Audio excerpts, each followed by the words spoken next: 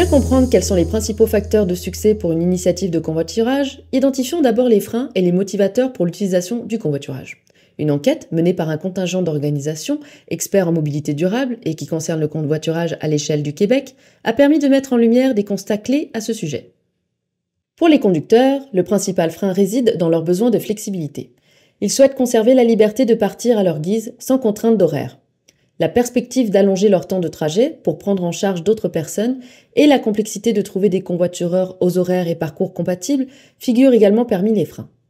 Les passagers, quant à eux, partagent également ce besoin d'horaires flexibles. Mais ils expriment aussi une réticence à changer leur habitude, notamment celle d'abandonner leur rôle de conducteur. Enfin, ils évoquent également la difficulté à trouver des convoitureurs compatibles. Ceci dit, plusieurs leviers d'incitation au convoiturage ont été identifiés, tant pour les conducteurs que pour les passagers. La préoccupation environnementale en est un facteur clé, avec une forte volonté de réduire leur empreinte carbone. La perspective de réduire les frais de déplacement en partageant les coûts constitue un autre incitatif majeur. En outre, la possibilité de bénéficier d'avantages pratiques, comme un stationnement réservé, est particulièrement attractif. Voici donc les principaux facteurs de succès pour l'implantation d'une solution en covoiturage qui découlent de cette analyse. L'engagement de la municipalité pour faciliter le jumelage entre partenaires de covoiturage, l'établissement de mesures complémentaires et incitatives qui optimisent les résultats, une stratégie de communication efficace qui permet d'atteindre un bassin d'utilisateurs suffisant, puisque le nombre d'utilisateurs est positivement corrélé avec l'attractivité de la solution, et en dernier, être patient et avoir une perspective à long terme s'avère être nécessaire. L'engagement actif de la municipalité est indispensable pour assurer la réussite d'une incitation au covoiturage. Ce soutien doit se traduire par la fourniture d'outils qui facilitent la mise en relation entre partenaires de covoiturage potentiels.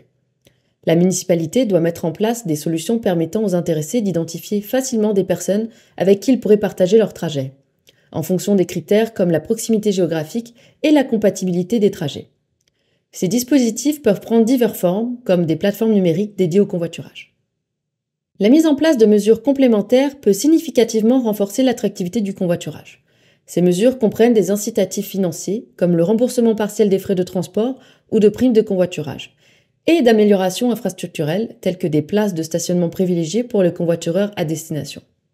En somme, l'objectif est de proposer des incitatifs forts pour encourager les conducteurs à offrir des places dans leur voiture, et à l'inverse, inciter les passagers de se laisser conduire plutôt que de prendre leur propre voiture. Des activités de consultation efficaces et récurrentes, qui expliquent les bénéfices du convoiturage, vont vous permettre de renforcer l'adhésion et de faire valoir l'intérêt du convoiturage. L'objectif est d'atteindre le plus grand nombre d'adhérents possible, puisque la taille du bassin de convoiturage va augmenter significativement l'efficacité et l'attractivité de la solution. Pour finir, il faut reconnaître que les changements de comportement nécessitent du temps. Il faut particulièrement en être conscient pour le convoiturage, où le bassin de convoitureurs doit atteindre une taille suffisante afin d'atteindre les résultats escomptés et son potentiel maximum en matière d'attractivité. La persévérance est donc un facteur clé de succès.